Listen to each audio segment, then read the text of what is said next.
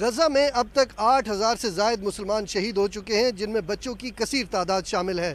ایسی صورتحال میں امت مسلمہ پاکستان اور اقوام عالم جنگ بندی کے لیے کیا کردار ادا کر سکتے ہیں، آئیے جانتے ہیں ارکان پارلیمنٹ سے۔ یہ جینوسائیڈ ہے، وار کرائمز ہیں، جنگی جرم ہے جو وہ کر رہے ہیں، اور ہم اس کی شدید مذمت کرتے ہیں، اور اس کے لیے دنیا کے سارے مسلمان اور عیسائی اور انسان سب کٹھے ہیں۔ سب کو چاہیے کہ جو ہے نا ان کی مدد کے لیے اٹھیں، ساری قوم اٹھے، ساری حکومتیں اٹھیں، سب لوگ اٹھیں۔ مسلمانوں کو اس میں اپنا کردار ادا کرنا چاہیے، اپنے حکومتوں کو ترغیب دینی چاہیے کہ ان کی سپورٹ کریں، اور ان کے لیے ہمیں دعا کرنی چاہیے، اللہ ان کی مدد کرے، اور جس طرح ہم ان کی مدد کر سکتے ہیں ہمیں کرنی چاہیے۔ میں سمجھتا ہوں کہ یہ اب انسانیت کی بات ہے، اور پوری دنیا کو جو ہے تو وہ فلسطین کا ساتھ دینا چاہیے۔ یونائٹڈ نیشن نے کبھی کچھ نہیں کیا، آج تک نہ کشمیر کا مسئلہ حل کیا، سوائے اس کے کہ مایوسی سی ہے ایک۔